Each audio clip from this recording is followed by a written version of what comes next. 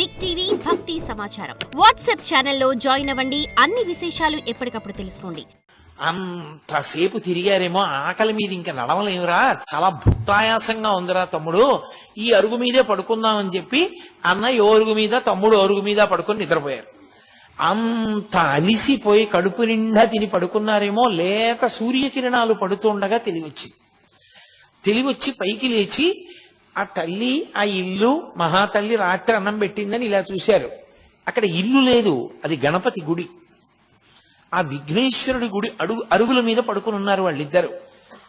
తమ్ముణ్ణి పిలిచి అడిగారు, ఒరే రాత్రి మనం ఒక ఇంట్లో భోజనం చేశాం కదరా, ఒక తల్లి మనకు అన్నం పెట్టింది కదా, ఆ అరుగుల మీద కదా పడుకున్నాం అన్నాడు. అనుమానం ఏమన్నాయా, మన ఇద్దరం అలాగే కదా పడుకుని నిద్రపోయాం అన్నాడు తమ్ముడు. అని ఆయన తెల్లబోయాడు, ఇదేంటనే వినాయకుడు గుడి ఉంది ఇక్కడ ఇంటికి బదులు అన్నాడు. ఒరే రాత్రి మనకి నిజంగా అలా అన్నం పెట్టిందా అన్న చిత్తభ్రాంతి కలిగిందిరా మన ఇద్దరికి అన్నారు. తీరా చూస్తే రాత్రి ఆవిడ భోజనం పెట్టిన తరువాత ఇచ్చినటువంటి తాంబూలాలు కూడా వాళ్ళిద్దరి దగ్గరే ఉన్నాయి వాడిపోయి. ఏమాశ్చర్యం అని చెప్పి చుట్టుపక్కలంతా వెతికారు. అసలు అటువంటి దంపతులు లేరు, అటువంటి ఇల్లు లేదు. సాక్షాత్ పార్వతీ పరమేశ్వరులే ఆయనకి గణపతి దేవాలయంలో దర్శనమిచ్చి అన్నం పెట్టారు. అన్నం తిన్నారు, బయలుదేరారు. కానీ ఏమి పరమేశ్వరుని యొక్క పరీక్షో! ఆ అరుణాచల క్షేత్రంలో శేషాద్రి స్వామి ఎన్ని పరీక్షలు ఎదుర్కొన్నారో, భగవాన్ రమణులు ఎన్ని ఇబ్బందులు పడ్డారో, అంత కష్టము కావ్యకంఠ గణపతి ముని పడ్డారు. ఆనాటి నుండి 3 రోజులు అన్నదాన సత్రంలో ఒక పూట భోజనం పెట్టేవారు. రాత్రి అయ్యేసరికి ఏదో కాస్త మంచినీళ్లు తాగడమో కాస్త మజ్జిగ తాగడమో చేసి పడుకునేవారు అన్నదమ్ములు ఇద్దరు. ఎక్కడ అన్నం దొరికేది కాదు. 3 రోజులు అయిపోయిన తర్వాత అన్నదాన సత్రంలో 3 రోజుల కన్నా పెట్టం వెళ్ళిపోమన్నారు. బయటికి వచ్చి ఎక్కడ భిక్షాటన చేసిన వారం చెప్పుకున్న ఒక్క పూట భోజనం తప్ప కడుపు నిండా 2 పూట్ల అన్నం తినడానికి కావలసినది ఏ ఒక్క రోజు లభించలేదు. ఈ తమ్ముడేమో ఆకలితో ఏడుపు. ఈ బాధ పడలేక ప్రతిరోజు ఆయన ఒక శ్లోకం రాసి హరసహస్ర రచన చేస్తాను అని ఒక శ్లోకాన్ని రచించడం, అరుణాచలం దేవాలయంలోకి వెళ్ళడం, అరుణాచలేశ్వరుడు ముందు నిలబడ్డం, ఏడుస్తూ అన్నం పెట్టమని ఆయన్ని స్తోత్రం చేయడం. చుట్టూ ఉన్న వాళ్ళందరూ వినేవారు. ఇతనెవరో భలే సంస్కృతంలో చెప్తున్నాడు రా పద్యాలు, కాబట్టి ఈ శ్లోకాలు విందామని రోజు ఆయన ఏడుస్తూ అన్నం కోసం శ్లోకం చెప్పే వాళ్ళకి జనం చేరేవారు. చక్కగా శ్లోకం వినేవారు. ఆయన ఏడుస్తూ అన్నం అడగడం, ఆయన బాధ చెప్పుకోవడం వినేవారు. శ్లోకం బాగుందని వెళ్ళిపోయేవారు. అన్నం మాత్రం ఎవరు పెట్టేవారు కాదు. ఏమిటి పరీక్ష అనుకున్నారు. అలా 1000 శ్లోకాలు అయిపోయాయి. ఆ 1000 శ్లోకాలు అయిపోయిన తర్వాత ఆయన అరుణాచలేశ్వరుడి ముందు చెప్పారు, రేపు సాయంకాలం నేను 1000 శ్లోకాలు నీ ముందు చదువుతాను, అప్పుడైనా అన్నం పెడతావా అన్నారు. అని ఆ మరునాటి సాయంకాలం ఆయన అరుణాచలేశ్వరుడి ముందు నిలబడి 1000 శ్లోకాలు చదువుతారని తెలిసి ఎంతమంది జనం చుట్టుపక్కల ఊళ్ళ నుంచి కూడా వచ్చి అరుణాచలేశ్వరుడి దేవాలయ ప్రాంగణం అంతా నిండిపోయింది ఆ శ్లోకాలు వినడానికి. ఉద్దండ సంస్కృత పండితులతో సహా వచ్చారు. అందులో భగవాన్ రమణులు శేషాద్రి కూడా వచ్చారు. శేషాద్రి స్వామి భగవాన్ రమణులు ఇద్దరు వచ్చి ఇద్దరు చెరో మూల నక్కి కూర్చుని వింటున్నారు. కానీ పరమ ఆకలితో నీరసించిపోయి బాధతో ఉండి శ్లోకాలు చెప్తున్నారేమో కావ్యకంఠ గణపతి ముని గమనించలేదు. ఆయన 1000 శ్లోకాలు చెప్పి వలవల ఏడ్చేశారు అన్నం కోసం.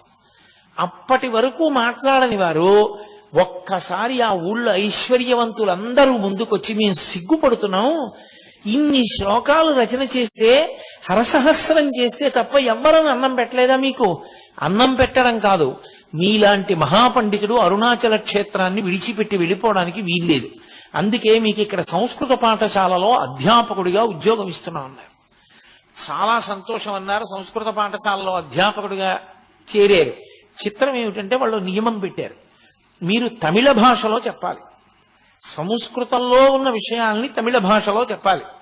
కాబట్టి తమిళ భాషలో అనర్గళంగా మాట్లాడడం మీకు రావాలి అన్నారు. ఆయన అన్నారు, నాకు ఉద్యోగం ఇచ్చేసేయండి, నేను ముందు పాఠాలు చెప్పడం మొదలు పెడతాను, 10 రోజులు సమయం ఇవ్వండి, 10 రోజుల సమయంలో అనర్గళమైనటువంటి తమిళ భాషలో మాట్లాడి పిల్లలకు పాఠం చెప్తానన్నారు.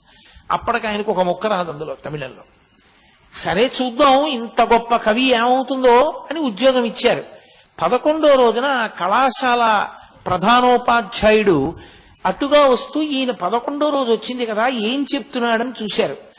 ఆయన మాట్లాడుతున్నటువంటి తమిళ భాష చూసి ఆయన తెల్లబోయారు. ఇంత గొప్ప తమిళం మనకు కూడా రాదు, 10 రోజుల్లో ఎక్కడ నేర్చుకున్నాడు రా అని.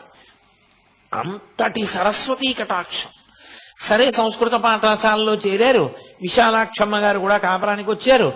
సంతోషంగా కాలం గడుపుతున్నారు. శివరామ శాస్త్రి కొంతకాలం అయిపోయిన తర్వాత నేను వెళ్ళిపోతానన్నాడు, ఇంటికి వెళ్ళిపోయాడు. నడుస్తుండగా అకస్మాత్తుగా ఆయనకు ఒక అనుమానం వచ్చి, ఏమిట్రా ఇలా ఎన్నాళ్ళు కూర్చుని ఎందుకు ఆ పాఠం చెప్పుకోవడం ఏమిటి, ఇంటికి రావడం ఏమిటి, పండితులందరూ చుట్టూ చేరడం ఏమిటి, వీళ్ళతో కావ్యగోష్ఠి ఏమిటి, అసలు నేను తపస్సు చేసి ఎన్నాళ్ళయింది, ఇలా కాదు, నాకు ఈ కావ్యాది విషయాల్లో ప్రవేశం ఉంది కానీ స్వరంతో నేను వేదం నేర్చుకోలేదు, కాబట్టి నేను వేదం నేర్చుకుంటానని ఒక వేద పాఠశాలలో చేరారు. చేరి ఆ వేద పాఠశాలలో వేదాలన్నీ నేర్పేటటువంటి ఒక అధ్యాపకుడు ఉండేవారు. అనతి కాలంలో కొద్ది రోజుల్లోనే స్వరంతో వేద మంత్రాలన్నీ వచ్చేసాయి ఆయనకి. వచ్చేసి ఆయన సాయణాచార్యుల వారు చేసినటువంటి వేద భాష్యాలన్నీ చదివేసి వేదం నేర్పిన గురువు గారికి కొద్ది రోజుల్లోనే వేద మంత్రాలకి భాష్యం కూడా నేర్పారు. అంతటి ఉద్దండు కావ్యకంఠ గణపతి ముని అంటే. అంతటి సరస్వతీ కటాక్షం ఉన్నటువంటి మహానుభావుడు, అపర విఘ్నేశ్వర అవతారం ఆయన. కాబట్టి అటువంటి స్థితిలో ఉండే ఆయనకు ఒక రోజు అకస్మాత్తుగా ఆలోచన వచ్చింది. ఈ పైన మౌనస్వామి ఉన్నారంటారు కొండ మీద, అరుణాచలం వచ్చి నాళ్ళయింది, ఇంతమంది గుంపులు గుంపులుగా పోయి చూసి వస్తుంటారు, ఎప్పుడూ మాట్లాడంటారు, ఒక్కసారి ఆయన్ని చూసి వస్తే అనుకున్నారు. సరే, ఎక్కడుంటారు ఏమిటి అని విశ్వనాథ అయ్యర్ అని ఆయన స్నేహితుడు, ఆయన్ని అడిగారు తీసుకెళ్ళమని. ఆయన సరే నేను తీసుకెడతాను, విరూపాక్ష గుహలో ఉంటారు రమ్మని తీసుకెడుతూ, అక్కడే పద్మనాభ స్వామి అని ఒక ఆయన ఉండేవాడు. ఆయన ఎప్పుడు రమణ మహర్షి మీద నిందా ప్రచారం చేస్తుండేవాడు. ఆయనకేం తెలుసు, ఆయనకేం తెలీదు, నేనే గొప్పవాడిని, నాకే అన్నీ తెలుసు అంటుండేవాడు. ఆ పద్మనాభ స్వామి మాటలు నమ్మి ఆయనకి అంతేవాసిగా మారిపోయాడు విశ్వనాథ అయ్యర్. ఈయనన్నాడు, రమణ మహర్షిది ఏం గొప్ప అండి, రమణుల సంగతి అలా వదిలి, అప్పటికి రమణులు అనేవారు కాదు, వెంకటరామన్ అనేవారు. వెంకటరామన్ ఏముందండి, ఆయనదేం గొప్ప కాదు, పద్మనాభ స్వామి వారు చాలా గొప్ప, మేము ఆయన శిష్యులం, ఆయన్ని చూపిస్తాను రండి అన్నారు. రమణులు ఎక్కడ ఉంటారని అడిగారు. విరూపాక్ష గుహలో ఉంటారు, అక్కడే పద్మనాభ స్వామి కూడా కూర్చుంటారన్నారు. సరే, ఏదో మనకు కావలసింది దొరుకుతుందిగా పదండి అని చెప్పి వెళ్ళారు. వెళితే దురదృష్టం ఏమిటంటే ఆ రోజున విరూపాక్ష గుహలో స్వామి లేరు. స్వామి లేరు కదా, వెళ్ళిపోదాం అంటుంటే ఈయన అన్నారు, కాదు ఇక్కడ దగ్గరలో మామిడి చెట్టు కింద మా గురువుగారు పద్మనాభ స్వామి వారు కూర్చుని ఉంటారు, రండి వెడదామన్నారు. వెడుతున్నారు. చిత్రంగా ఆ లోపల పద్మనాభ స్వామి కూర్చున్నారు, బయట ఒక బండరాతి మీద భగవాన్ రమణులు కూర్చున్నారు. రమణులు అందరిలా ఇలా చూడరు. మీరు ఎప్పుడైనా చూశారో లేదో ఆయన చిత్రపటాలు, ఆయన చూపు గమ్మత్తుగా ఉంటుంది. ఏమిటో ఇలా చూస్తారు ఆయన. రామకృష్ణ పరమహంస చూపు గమ్మత్తుగా ఉంటుంది, భగవాన్ రమణుల యొక్క చూపు చాలా గమ్మత్తుగా ఉంటుంది. ఆయన ఇలా తలపెట్టి చూస్తూ ఉంటారు. ఆయన కావ్యకంఠ గణపతి ముని వంక అలా చూస్తున్నారు. ఆయన యొక్క తేజస్సు చూశారు కావ్యకంఠ గణపతి ముని. అబ్బా, సూర్యుని పగిది ఉన్నాడు రా మహానుభావుడని వంగి ఆయనకి నమస్కారం చేసి ఈ పద్మనాభ స్వామి వంక చూశారు. చూడగానే తెలిసిపోయింది ఆయన సమర్థత ఎటువంటిదో. ఆయనకి నమస్కారం చేయకుండా ఈయన దగ్గర కూర్చున్నారు. కూర్చునేటప్పటికి తీసుకొచ్చిన విశ్వనాథ అయ్యర్ గుండెలు జారిపోయి, అయ్య బాబోయ్ మా గురువు గారి పట్ల అపచారం అయిపోయింది, తర్వాత పిలిచి నన్ను దెబ్బలాడతారో ఏమిటో అలాంటివన్నీ తీసుకొచ్చాను. ఆయనకి కోపం వచ్చి ఆ పద్మనాభ స్వామికి, నువ్వేనా కావ్యకంఠ గణపతి మునివి, హరసహస్రం చెప్పిన వాడివి నువ్వేనా అరుణాచల దేవాలయంలో అని అడిగారు. అవునన్నారు. ఏది అంత పండితుడువా, శుక్లాంబరధరం విష్ణుం అన్న శ్లోకానికి విష్ణుపరంగా చెప్పు అన్నారు. వెంటనే శ్లోకాన్ని విష్ణుపరంగా చెప్పారు. చెప్పి, మీరు నన్ను విష్ణుపరంగా అడిగారు, బ్రహ్మపరంగా కూడా చెప్తానని మళ్ళీ బ్రహ్మపరంగా అన్వయం చేశారు. చెప్పి పద్మనాభ స్వామి వంక చూసి, బ్రహ్మగారితో సమన్వయం చేయడం ఏమిటి, ఎదురుగుండా కనపడుతున్నటువంటి ఈ వెంకటరామన్ గారితో అన్వయం చేస్తాను చూడండి అన్నారు. అని శుక్లాంబరధరం, తెల్లటి గోచీ పెట్టుకుని ఉంటారు ఇప్పుడు, కాబట్టి తెల్లటి బట్ట కట్టుకున్నారు. విష్ణుం, ఆయన కీర్తి దిగంతముల వ్యాపించింది.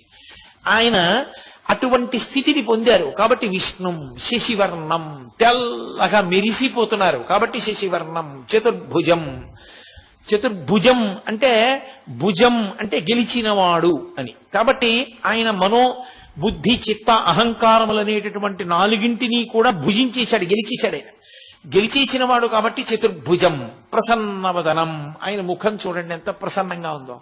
కాబట్టి ప్రసన్నవదనం ధ్యాయేత్, అటువంటి ఆయన్ని ధ్యానం చేస్తే సర్వ విఘ్నోపశాంతయేత్, అన్ని విఘ్నములు పోతాయన్నాడు. అనేటప్పటికీ పద్మనాభ స్వామికి ఎక్కడ లేని బాధ పుట్టేసింది. చూశారు కానీ ఒక్క చిన్న పొరపాటు పడ్డారు కావ్యకంఠ గణపతి. మరి For more videos like this, subscribe Big TV channel.